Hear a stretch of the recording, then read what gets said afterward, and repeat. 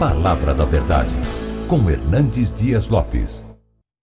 Minha alegria de ver a Igreja de Cristo aqui reunida como um só povo, uma só família, um só rebanho.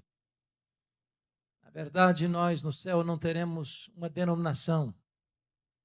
Lá estará todo aquele que foi lavado no sangue do Cordeiro. E este é o povo que está aqui hoje, orando por avivamento, aguardando dos céus uma visitação poderosa do Espírito Santo. Eu quero compartilhar com vocês o texto que já foi lido em parte neste culto. Está em Isaías, capítulo 44. Vou ler agora os versos 3 a 5 desse texto. Isaías 44, 3 a 5, que diz o seguinte: porque derramarei água sobre o sedento, torrente sobre a terra seca. Derramarei o meu espírito sobre a tua posteridade e a minha bênção sobre os teus descendentes. E brotarão como a erva, como o salgueiro junto às correntes das águas. Um dirá: eu sou do Senhor. O outro se chamará do nome de Jacó. O outro ainda escreverá na própria mão: eu sou do Senhor. E por sobrenome tomará o nome de Israel. Amém. Eu estava pregando há alguns anos em Salvador. E naquela ocasião pregando sobre avivamento. Depois que terminou o culto, uma repórter da cidade estava lá para uma entrevista. E ela olhou nos meus olhos e me fez uma pergunta perturbadora.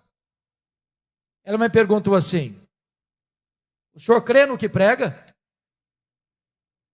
E eu disse: é claro, eu creio firmemente no que prego.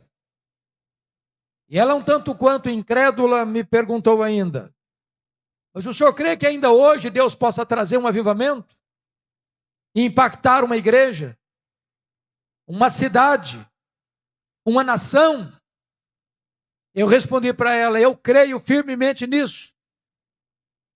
Ela disse: o senhor pode então pelo menos me dar alguma evidência? Eu respondi: eu posso sim. E eu dei para ela 2 exemplos.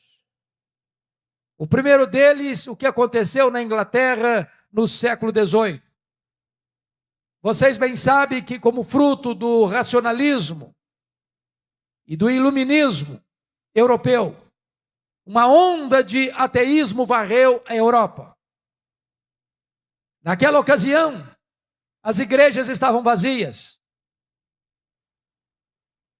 Naquela ocasião, na Inglaterra, a violência, a iniquidade prevalecia. Para vocês terem uma ideia, em Londres, de cada 6 casas, uma era um prostíbulo. A jogatina, a roubalheira, o crime crescendo, as igrejas vazias, pregadores descomprometidos pregavam sermões mortos para auditórios vazios e sonolentos e desciam dos púlpitos para se embriagar nas mesas de jogo. A igreja parecia um vale de ossos secos. Ninguém acreditava que a igreja pudesse ressurgir-se das cinzas. Quando todos, entretanto, apostavam no fracasso da igreja, Deus levantou um grupo de estudantes da Universidade de Oxford para orar por avivamento. Dentre eles estava John Wesley, George Whitefield. E eles oravam, e eles choravam, e eles confessavam seus pecados. E eles clamavam por uma restauração da igreja. E foi numa dessas reuniões de oração, exatamente no dia 31 de dezembro de 1739, às 3 horas da madrugada, que os céus se fenderam naquela reunião. O Espírito Santo foi derramado. E aqueles jovens foram tomados pelo Espírito, cheios do Espírito, e se levantaram para pregar com um grande poder. As igrejas vazias ficaram lotadas. As praças ficavam lotadas. Pessoas disputavam espaço nas praças para ouvir a palavra de Deus. Este avivamento varreu toda a Inglaterra. centenas de milhares de pessoas salvas. E mais tarde, os historiadores afirmaram que foi este avivamento inglês que salvou a Inglaterra do banho de sangue da Revolução Francesa. Mas eu citei para aquela repórter um exemplo mais contemporâneo. Eu falei para ela o que aconteceu na Romênia.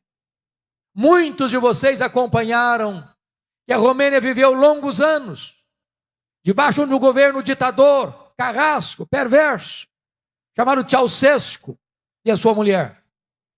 Para vocês terem uma ideia, a miséria, a opressão, a fome, pessoas tinham que fazer filas enormes para comprar 1 litro de leite. Quem reclamasse na fila corria o risco de ser morto pela polícia de Ceausescu.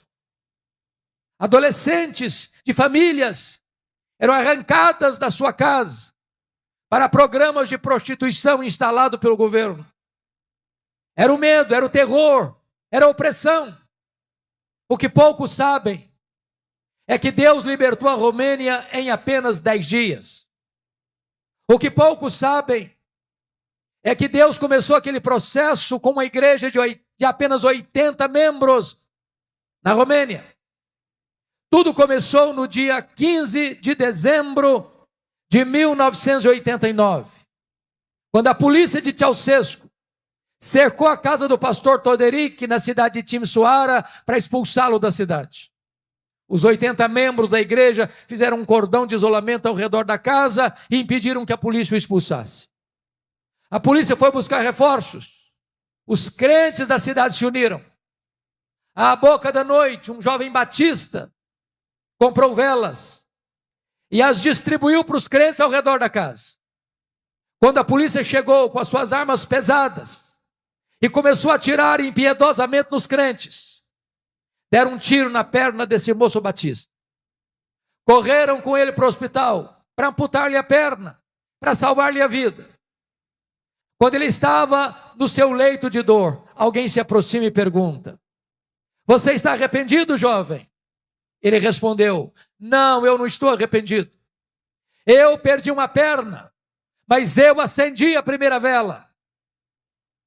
Naquela mesma noite, uma jovem da Assembleia de Deus saiu gritando a plenos pulmões pelas ruas de Timișoara: "Deus existe!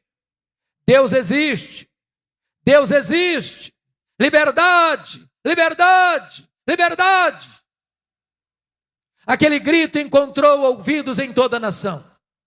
10 dias depois, 25 de dezembro de 1989, havia mais de 100 mil pessoas na capital da Romênia, sob a liderança dos pastores, gritando a plenos pulmões: "Deus existe! Deus existe! Deus existe! Liberdade! Liberdade! Liberdade!" Naquela noite, Ceausescu caiu, a Romênia ficou livre e o evangelho pode prosperar hoje naquela nação. Eu creio, meus irmãos, que Deus pode fazer o mesmo aqui em Petrolina, aqui em Juazeiro, aqui em Pernambuco, aqui na Bahia, aqui no Brasil. Esse texto que nós acabamos de ler nos dá esta garantia. Há 4 verdades postas nesta passagem. A primeira delas é que o avivamento é uma promessa de Deus. Ponto. O avivamento é promessa de Deus. Está no verso 3. "Porque derramarei água sobre o sedento, torrente sobre a terra seca. Derramarei meu espírito sobre a tua posteridade e a minha bênção sobre os teus descendentes." Esta promessa tem 2 características. Primeiro, ela é uma promessa segura. Quem está prometendo aqui não é um homem, não é uma igreja, não é uma denominação religiosa, não é um concílio eclesiástico. Quem está prometendo aqui é o Deus Todo-Poderoso. Levante na força do Onipotente para viver, para pregar, para morrer se preciso for por causa do Evangelho. Ninguém pode deter os passos de uma igreja cheia do Espírito Santo de Deus. Ninguém. O Sinédrio Judaico tentou fazê-lo prendendo os apóstolos, açoitando-os, intimidando-os. Mas quanto mais perseguiram os cristãos, mais a igreja cresceu. Mais tarde, vieram os imperadores romanos, queimando os crentes, crucificando-os, jogando-os às feras, para os touros pisarem, para os leões espamados da Líbia devorarem. Mas quanto mais sangue era derramado, mais a igreja crescia.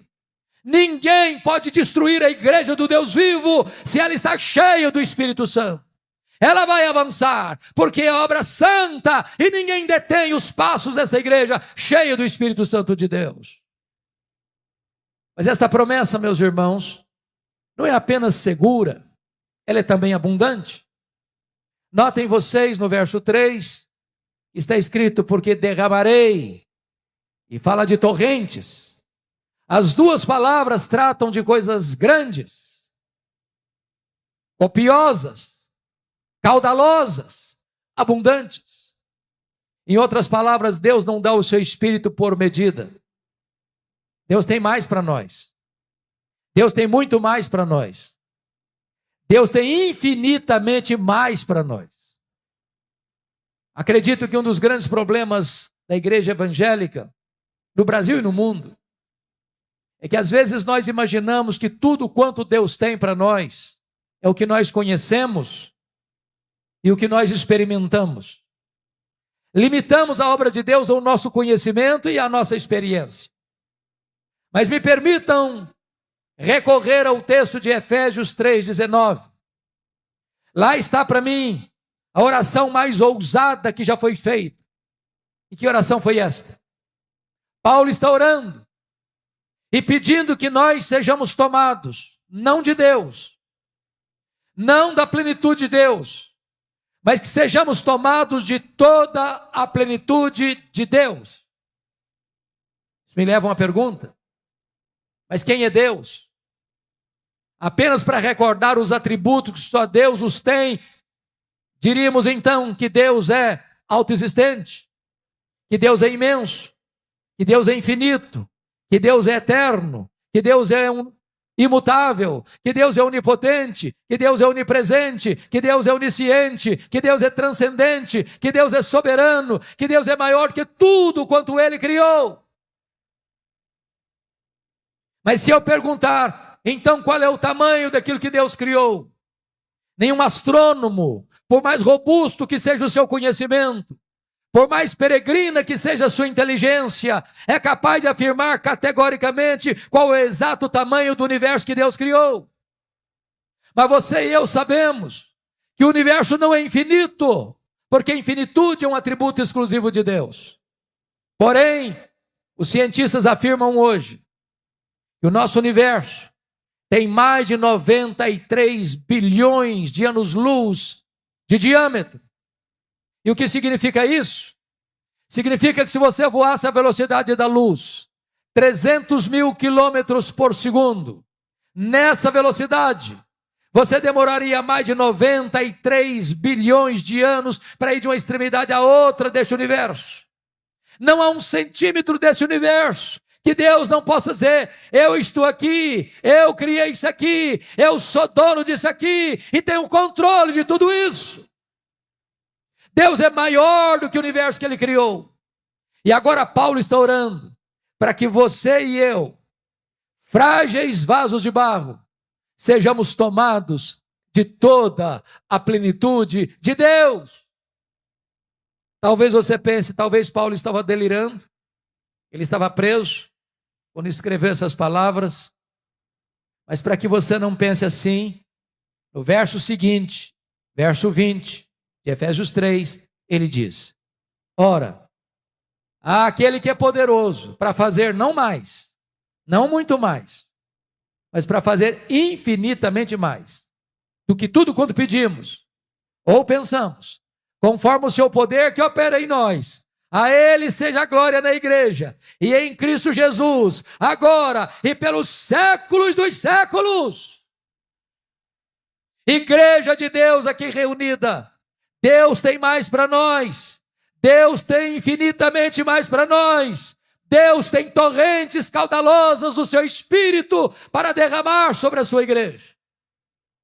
É promessa, e promessa segura, e promessa abundante. Mas há uma segunda verdade nesse texto que eu gostaria de tratar. O avivamento é também, meus amados, necessidade da igreja. Volte os seus olhos de novo comigo para o versículo 3. Porque derramarei água sobre o sedento, torrente sobre a terra seca. Derramarei meu espírito sobre a tua posteridade e a minha bênção sobre os teus descendentes. Há muitos símbolos do Espírito Santo na Bíblia, como o vento, como o hálito, como o azeite, como a pomba, como o fogo, como a água.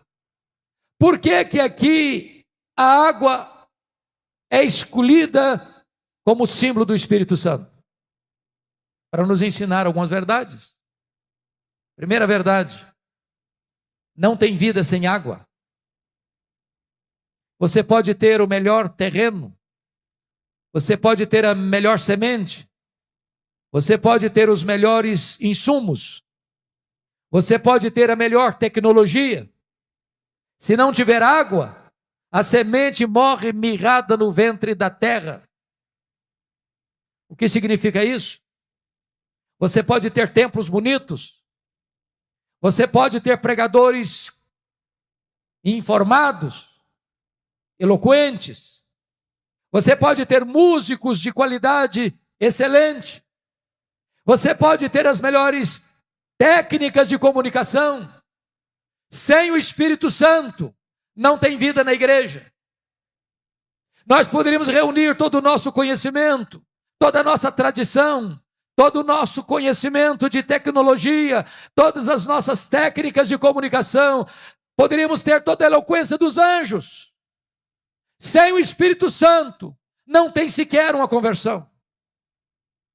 Só o Espírito Santo pode dar vida, só o Espírito Santo pode regenerar, só o Espírito Santo pode santificar, só o Espírito Santo pode ser derramado para dar poder à igreja, para pregar o Evangelho até os confins da terra. Nós precisamos do Espírito Santo. Mas, irmãos, a água é necessária também para purificar. E nós sabemos de um algo maravilhoso nas Escrituras. É que se as chuvas do avivamento ainda não chegaram, se as torrentes ainda não caíram, é porque tem um obstáculo no caminho. Porque entre as chuvas do avivamento e a terra seca, há um impedimento, irmão. E o que é que está retardando as chuvas? O que é que está retardando o avivamento? Por que que nós lemos sobre ele? Oramos por ele. Pregamos acerca dele. E ele ainda não veio. Por que que outros povos já experimentaram? Já viveram isso? E ainda não chegou aqui? É que existe um obstáculo no caminho. E esse obstáculo chama-se pecado. Antes de Elias subir para o cume do Carmelo, para orar pelas chuvas, ele removeu o Baal, ele tirou o Baal do lugar.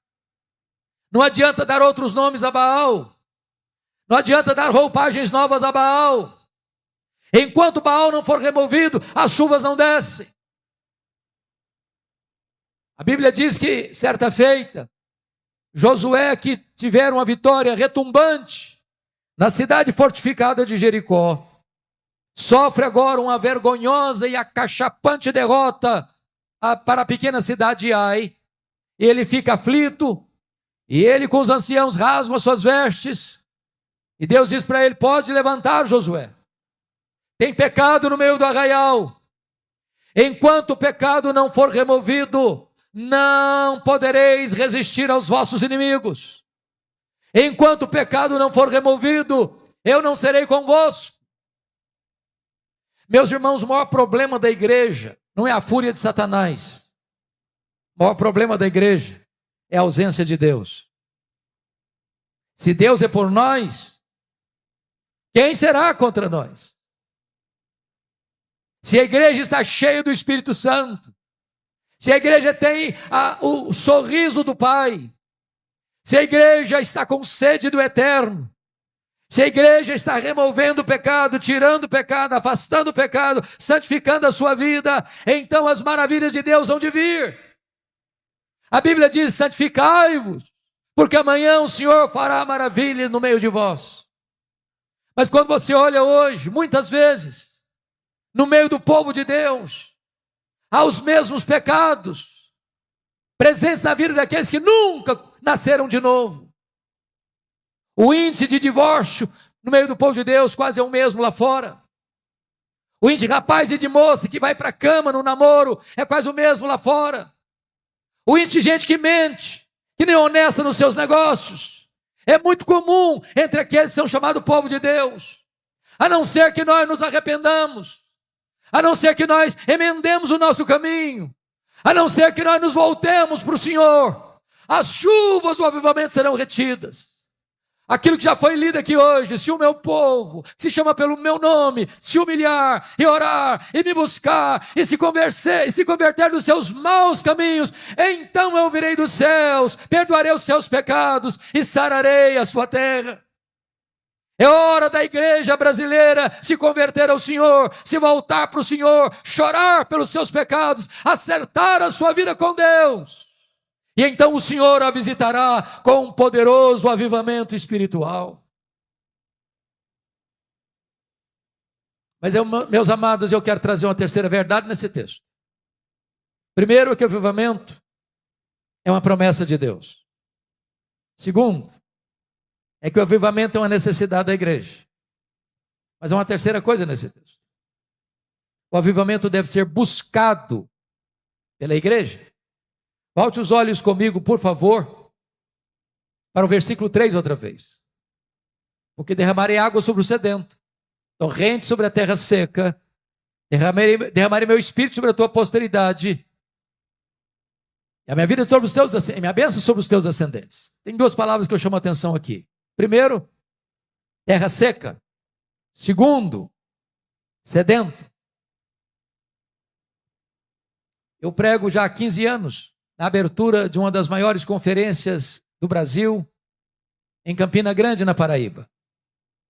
Sempre ocorre no período chamado de carnaval. Algumas vezes eu chego lá, meu coração aperta, porque a terra está nua, rachada, bramando por chuva, e o gado está morrendo de fome e de sede. A terra está clamando por chuva. Você bem sabe que sede é diferente de fome. Se você está com fome e você não se alimenta na hora devida, seu estômago dói. Mas se você não se alimenta na hora, a dor vai embora. E você jejua um dia, você jejua 2 dias, você jejua uma semana, e você jejua 2 semanas, você jejua 1 mês. Mas não é assim com a sede. A sede é implacável. A sede tortura você. A sede esmaga você. A sede seca você. A sede mata você. Sabe quando a igreja vai experimentar um avivamento, irmãos? É quando a igreja tiver sede de Deus.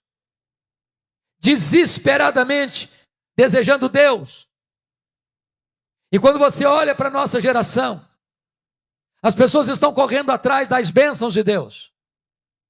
Elas querem as dádivas de Deus. Elas querem as benesses de Deus. Elas querem saúde. Elas querem prosperidade. Elas querem conforto. Elas querem riquezas. Elas querem bênçãos. Elas querem milagres. Elas querem coisas. Mas isso não é avivamento. Avivamento é sede de Deus. Deus é melhor do que suas dádivas. O doador é melhor do que as dádivas. Avivamento é quando a igreja quer Deus, muito mais do que as bênçãos de Deus. É por isso, irmãos, que nunca houve na história, nem bíblica, nem na história da igreja, nenhum avivamento que não tenha sido precedido por oração, oração, oração. Deus derrama torrentes sobre a terra seca. Deus derrama água, é sobre o sedento. Muitas igrejas hoje estão com a síndrome de Laodiceia. Estou rica, abastada, e não preciso de coisa nenhuma. Avivamento vem para um povo desesperado. Avivamento vem para um povo que não suporta mais viver sem Deus. Avivamento vem, meus irmãos, quando a igreja anseia pela glória de Deus, mais do que pela própria vida. Eu tive a bênção de visitar a Coreia do Sul há alguns anos. Vocês bem sabem que a igreja presbiteriana lá na Coreia do Sul chegou lá 28 anos depois que chegou aqui no Brasil. Se nós pudéssemos reunir todos os presbiterianos do Brasil, nós não teríamos hoje 2 milhões de membros, de todos os ramos. Não teríamos. Lá na Coreia, eles têm mais de 10 milhões de membros. Lá na Coreia, eles representam 23% da população e 70% dos evangélicos do país. Estivemos lá visitando igrejas de 5 mil membros, de 12 mil membros, de 30 mil membros, de 55 mil membros, de 80 mil membros. E em todas essas igrejas que passamos, fizemos a mesma pergunta: qual é a causa principal do crescimento desta igreja? E a resposta foi: oração, oração, oração. Meus amados, nenhuma igreja presbiteriana, ou batista, ou Assembleia de Deus, lá na Coreia, é organizada sem ter uma reunião diária de oração pela madrugada.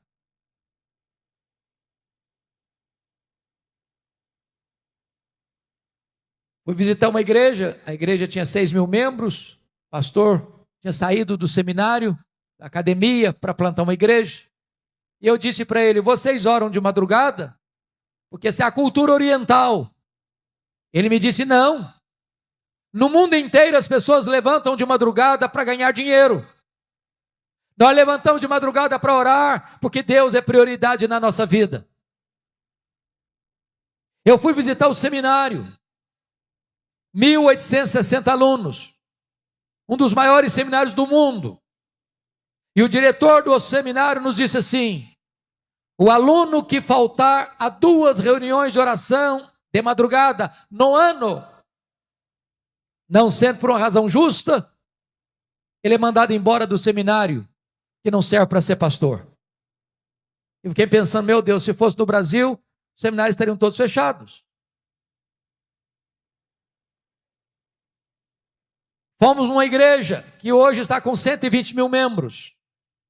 Aquela igreja tinha 4 reuniões diárias de oração pela manhã. Uma das 4 às 5, outra das 5 às 6, das 6 às 7, das 7 às 8. Nós fomos na segunda, de 5 às 6. Ainda estava escuro, fazendo frio. E eu nunca vi nada semelhante na vida. Quando nós nos aproximávamos do templo, pessoas correndo na rua, com a Bíblia na mão. Quando nós entramos no estacionamento, os diáconos coordenando os estacionamentos com a lanterna, controlando ali o estacionamento. Quando nós entramos no templo, o templo estava lotado, o coral togado, não tinha lugar mais para sentar, e eu contei mais de 80 pessoas assentadas em frente ao púlpito, numa das reuniões diárias de oração. Quando aquele povo começou a orar, a sensação que eu tive é que os céus haviam se fendido e Deus havia descido naquele lugar. Nós fomos na igreja do Evangelho Pleno, pastor Paul Yang-Shu na época. Uma igreja com 700 mil membros. Uma igreja com 700 pastores auxiliares. Com 10 mil pequenos grupos. Com emissora de televisão. Alcançando 2 milhões de pessoas. Emissoras de rádio. E ali nós vimos algo inusitado. Porque o pastor Paul, na época, estava dando uma palestra para a sua liderança. Enquanto nós ouvimos um dos seus pastores auxiliares ministrar para nós. Quando ele terminou de pregar, ele fez uma oração de 40 minutos. Mas quando ele foi dar uma entrevista para 80 pastores brasileiros, ele deu uma entrevista de 4 minutos. E muita gente ficou com raiva. E ele estava nos ensinando uma lição. Deus é mais importante do que as pessoas. Se nós não entendermos isso, nós daríamos uma entrevista de 40 e faríamos uma oração de 4. Deus é prioridade. E eu fui entender a agenda desse homem. E eu fiquei pensando, meu Deus, como é que é a agenda de um pastor com 700 mil membros? Porque nós, às vezes, nos estressamos e corremos muito. E eu fiquei chocado quando ouvi dele e li num de seus livros que ele gastava, porque já é falecido, ele gastava apenas 30% do seu tempo para administrar essa igreja e 70% do seu tempo para buscar a Deus em oração e estudar a palavra. Aí eu comecei a entender que Deus é prioridade. Meus irmãos, nós estamos dispersos demais, ocupados demais, correndo demais, buscando coisas que não são prioridade. É preciso que a igreja comece a ter sede de Deus, a ansiar por Deus, a buscar a presença de Deus, nas vigílias de oração, nas madrugadas com Deus. Se nós queremos verdadeiramente a Viva Sertão, não é uma conferência, não é um congresso, não é uma palestra, não é um culto na praça, não é apenas um clichê ou uma propaganda bonita. Nós precisamos nos humilharmos diante de Deus e clamarmos aos céus.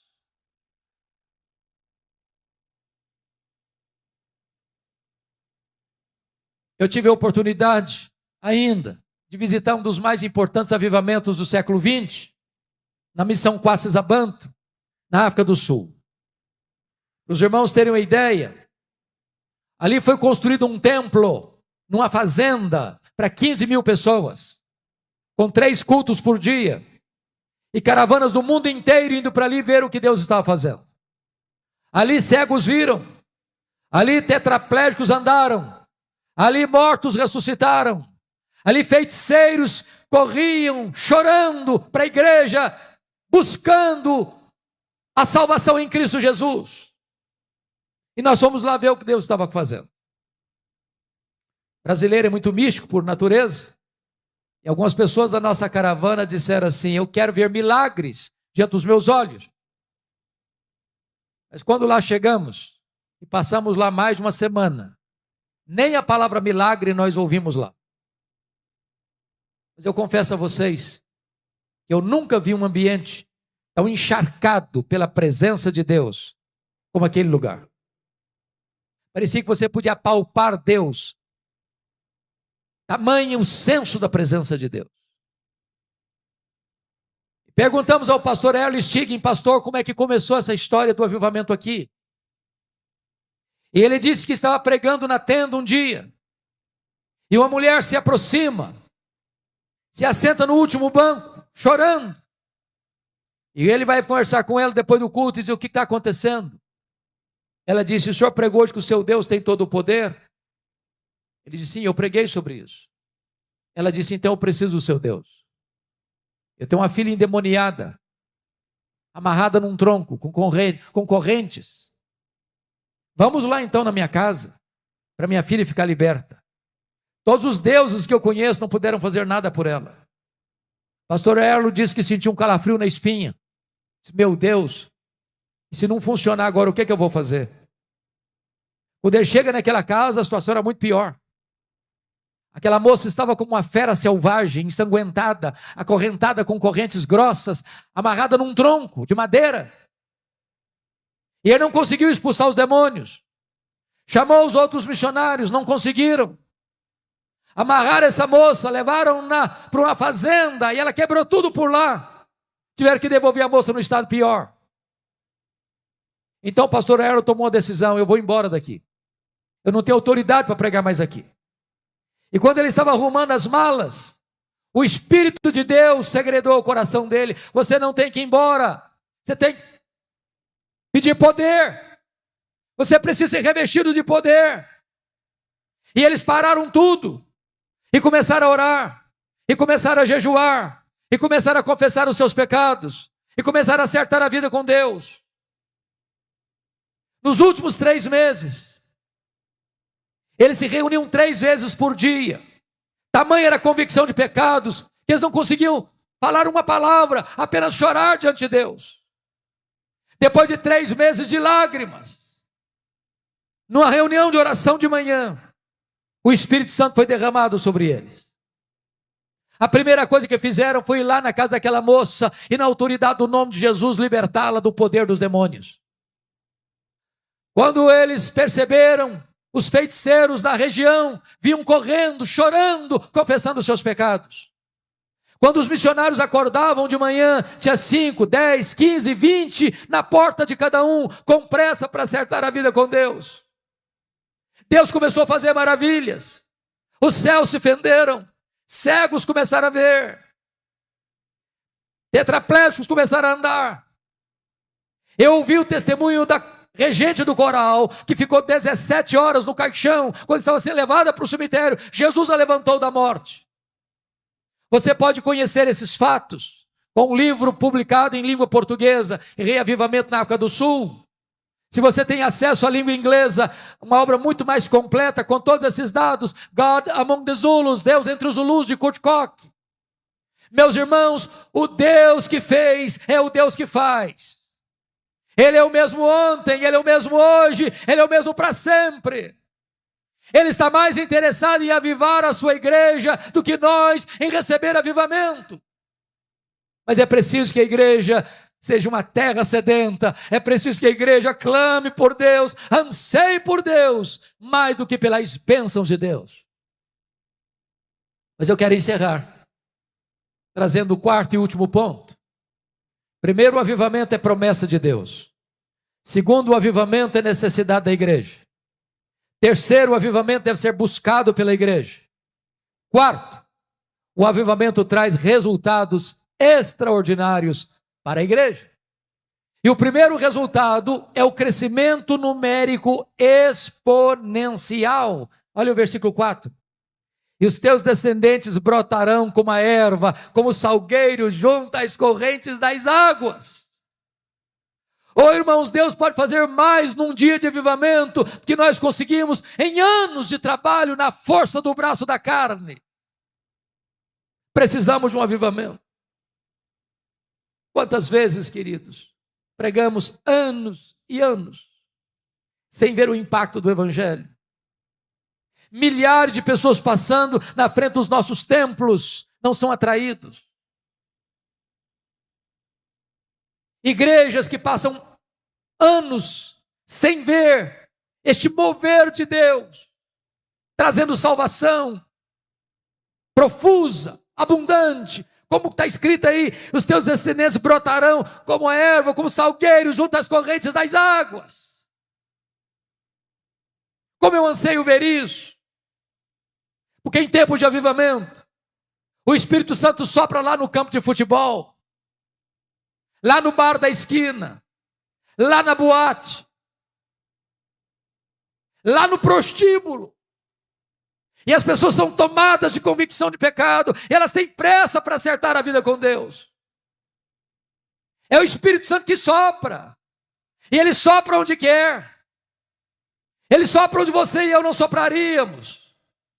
E Ele é poderoso porque Ele sopra onde quer. Ninguém resiste à voz do Espírito Santo de Deus quando Ele sopra.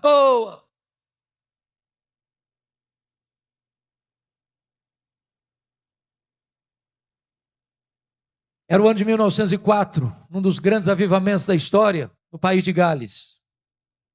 Naquela época, o país de Gales, muito parecido com o Brasil, os estádios de futebol estavam lotados. Mas muitas igrejas fracas, a jogatina, a embriaguez. E Deus começa um avivamento naquele país com um adolescente. E nós temos adolescentes aqui. Eu quero dizer para você que os avivamentos nem sempre passam pelas vias oficiais. por grandes líderes, por grandes pastores. O Espírito Santo é livre, ele sopra onde quer. Ele pode visitar hoje um adolescente aqui. Ele pode levantar hoje uma mulher aqui. Ele pode fazer o que nós jamais esperaríamos que ele fizesse. E então, um jovem chamado Evan Roberts, adolescente, entrou no gabinete do seu pastor. Um homem já idoso. E quando ele entra no gabinete, o seu pastor está prostrado, com o rosto no chão, chorando, orando e dizendo: meu Deus, dobra a minha vida. Oh, meu Deus, dobra a minha vida. Meu Deus, dobra a minha vida. E esse menino saiu dali impactado. E ele pensou: meu Deus, se o meu pastor precisa ser dobrado, eu preciso ser moído. E ele estava estudando numa cidade vizinha. No domingo ele foi para a igreja. E enquanto o pastor pregava, o coração dele ardia para voltar para a sua cidade, a cidade de Lagor, e começaram a reunião de oração com os jovens da sua igreja. Terminado o culto, ele foi procurar o pastor, perguntou: pastor, eu preciso de orientação. Enquanto o senhor pregava, o meu coração ardia para voltar para a minha cidade, para começar uma reunião de oração amanhã, segunda-feira, mas eu não sei discernir bem isso, se isso é voz de Deus ou voz do diabo. O pastor disse: meu filho, é para orar? Então pode voltar, Deus está falando. Já manda ninguém orar não, pode voltar que Deus está falando com você. E ele voltou na segunda-feira, reuniu os jovens da sua igreja, e 7 horas da noite começaram a reunião, que foi até as 10h30. Na terça-feira a igreja estava em peso. Na quarta-feira uma multidão, para encurtar a conversa. No sábado, a cidade fechou o comércio mais cedo, porque ninguém queria outra coisa na cidade, a não ser buscar a presença de Deus. 6 meses, mais de 100.000 pessoas convertidas. Este avivamento chegou às universidades americanas. Este avivamento chegou em Xangai, na China. Este avivamento atingiu também a Coreia. E Deus moveu o seu espírito, salvando centenas de milhares de pessoas, porque um adolescente se dispôs a buscar a Deus. E os descendentes de Abraão foram brotando como salgueiros junto às correntes das águas. Eu anseio por isso, irmãos. Eu espero isso. E a minha oração é que a igreja do sertão clame pela chuva do Espírito. Muito mais do que clamando pelas chuvas que vêm dos céus para regar a terra, nesta região tão próspera, que você e eu ansiemos pela presença dessa chuva do Espírito de Deus, que vai fazer reverdecer a nossa vida e frutificar a nossa alma para a glória de Deus. Mas há um segundo resultado. O primeiro é um crescimento numérico explosivo da igreja. Segundo, é um testemunho ousado dos crentes. Veja o verso 5. Um dirá: eu sou do Senhor. O outro se chamará do nome de Jacó. Outro escreverá na própria palma da mão: eu sou do Senhor, e por sobrenome tomará o nome de Israel. O Instituto Moody concluiu que apenas 5% dos crentes já levaram uma pessoa a Cristo. Em tempo de avivamento isso não acontece, irmãos. Todos se levantam, crianças se levantam, adolescentes se levantam, jovens se levantam, homens e mulheres se levantam, velhos se levantam, doutores se levantam, analfabetos se levantam, empresários se levantam, empregados se levantam, e todos começam a dizer: eu sou do Senhor, eu sou do Senhor, eu sou do Senhor, eu sou do Senhor, eu sou do Senhor, eu sou do Senhor. E esta mensagem sai numa velocidade de um rastilho de pólvora, e alcança a cidade, e alcança a nação, e milhares de pessoas vão sendo salvas.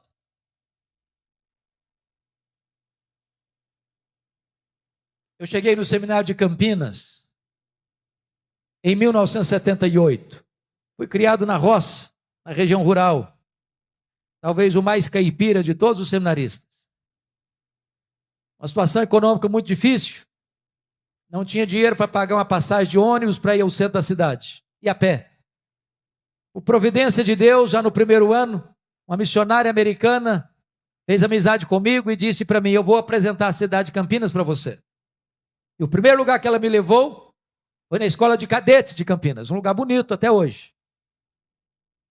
E eu não sei se vocês sabem, mas via de regra, quando um seminarista vai para o seminário, o coração dele está aquecido.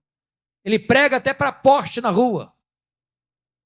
E a primeira pessoa que eu vi na minha frente, óbvio, um cadete. No seu posto de guarda, com a sua metralhadora na mão, com o seu nome bordado na lapela da sua farda, João Miguel Corpas. E eu me aproximei e fui logo perguntando: e aí, João Miguel, você conhece Jesus, o Filho do Deus vivo? Ele faltou pouco me bater. Ele era ateu, eu não sabia. E ele insultou a minha fé, ele zombou do meu Deus. Eu não acredito nessa tolice. Por favor, não me dirija a palavra. E confesso a vocês que por um momento eu fiquei como que sem rumo, estático na presença dele, sem saber o que fazer. Mas de repente, o Espírito de Deus me deu um pouquinho de coragem. Eu disse para o João Miguel assim: João Miguel, antes de ir embora eu preciso dizer 3 coisas. Primeiro, Deus existe, crendo você nele ou não. Deus não depende de você crer nele para ele existir, ele existe assim mesmo. Segundo, esse Deus ama você. Esse Deus ama tanto você que ele mandou o seu filho, o seu único filho ao mundo, para morrer na cruz, em seu lugar, para dar a você a vida eterna. Terceiro, você é um pecador. E se você não se arrepender, você vai para o inferno. E até logo, e sair rápido, porque o homem estava com a metralhadora na mão. O que eu jamais podia esperar é que no dia seguinte, a missionária voltasse ao seminário, e ela voltou. E voltou e me disse assim: Hernandes, eu preciso que você vá na minha casa agora. O que foi? O João Miguel Corpus está lá em casa e quer te ver. Aí eu fiquei com medo. Falei: meu Deus, eu acho que eu fui indelicado com o rapaz. A minha abordagem não foi muito sensível. E eu pensei 1000 coisas. Quando eu cheguei naquela casa, o João Miguel estava sentado no fundo da sala.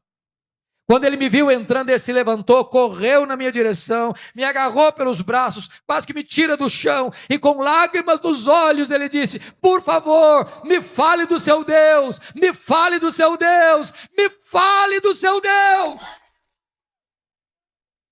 Aquele cadete estava de joelhos, prostrado aos pés do Salvador. Era próximo do mês de julho, no mês das férias. Quando eu retornei das férias, ele me ligou e disse: eu já levei 3 colegas da escola de cadetes para Jesus.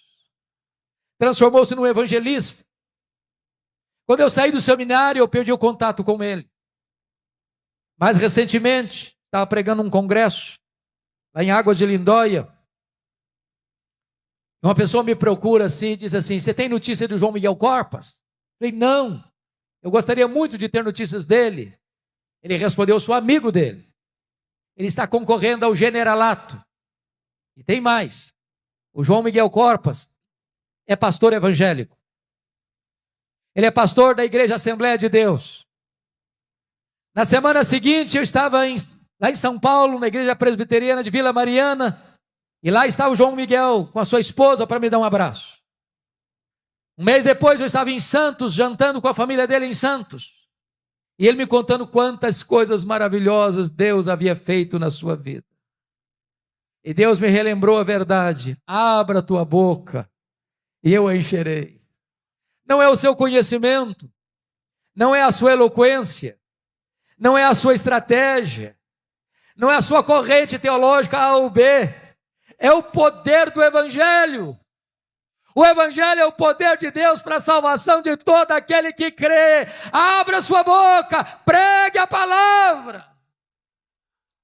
Se você está cheio do Espírito Santo, você não pode reter essa palavra só para você. Abra o seu coração, abra a sua boca e pregue a palavra, porque aqueles a quem Deus amou desde a eternidade, ao ouvir esta voz do bom pastor, o próprio Espírito vai tirar o tampão dos ouvidos, vai tirar a venda dos olhos, vai tirar o coração de pedra, vai dar um coração de carne, e o milagre da salvação vai acontecer.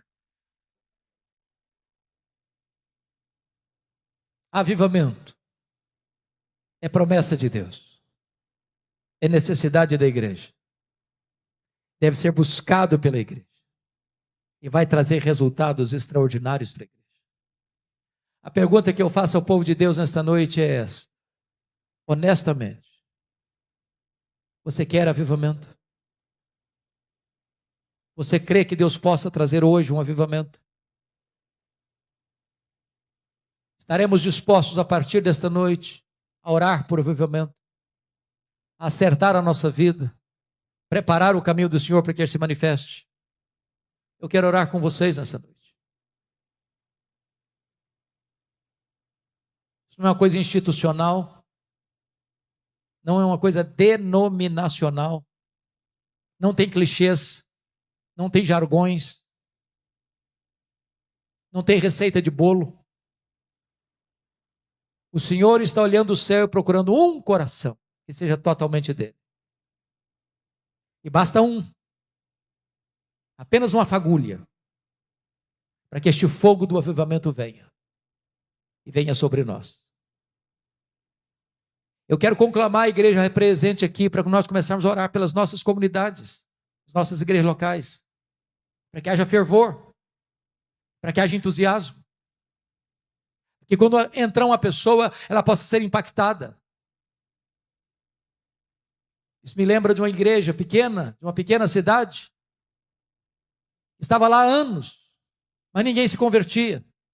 Crescimento pífio, quase zero. E um dia o templo daquela igreja pegou fogo, mas literalmente pegou fogo. As chamas, as labaredas. As pessoas acordaram de madrugada e viram as chamas e saíram de casa com baldes d'água para apagar o fogo, para apagar o fogo, para apagar o fogo. E do lado da igreja, morava um ateu que nunca entrara naquela igreja. Também nunca fora convidado. E de repente aquele ateu também está jogando baldes d'água para apagar o fogo. E a zeladora da igreja, que o conhecia, olhou muito espantada e disse: mas o senhor aqui... é a primeira vez que eu vejo o senhor na nossa igreja. E ele respondeu: mas também é a primeira vez que essa igreja pega fogo. E eu não estou falando de fogo estranho. E eu não estou falando de fogo fabricado. Eu estou falando do fogo do Espírito de Deus. Se nós começarmos a arder, meus irmãos, como graveto seco, até lenha verde vai começar a arder. Quando perguntaram para Moody, como é que começa um avivamento? Ele respondeu: acenda uma fogueira no púlpito. Precisamos orar pelos nossos pastores. Precisamos orar pelos nossos púlpitos. Precisamos orar para que cada culto seja uma labareda de fogo a aquecer o coração, a inflamar a alma. Que cada pessoa que entrar ali seja impactada com o poder do Evangelho. E se você que está aqui hoje quer avivamento, anseia por isso, eu quero orar agora com você e por você. Se você deseja isso, sinceramente, diante de Deus, coloque-se em pé onde você está e eu quero orar por você.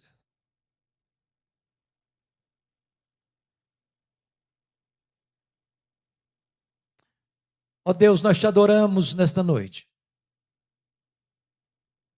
Porque tu moveste o coração dos teus servos, das tuas servas, para fazer esta convocação solene, para juntos buscarmos a tua face. Reconhecemos a nossa total carência e plena necessidade. Vem, Senhor, visita a tua igreja.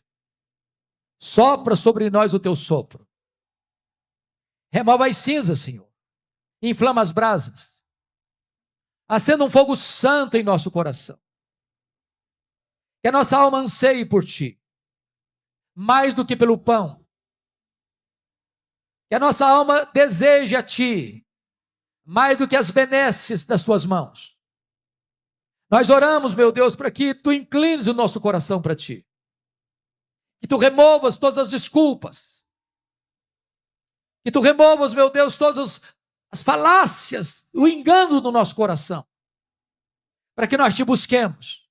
Até que do alto sejamos revestidos de poder. Visita a tua igreja, sopra sobre nós um alento de vida nesta noite. Reaviva a tua obra, Senhor, no decorrer dos anos. E permita, meu Deus, que o melhor daquilo que nós já experimentamos no passado sejam medidas mínimas do que hás de fazer agora e a partir de agora, em nós, por nós e através de nós daqui para frente. Oramos em nome de Jesus. Aleluia. Amém.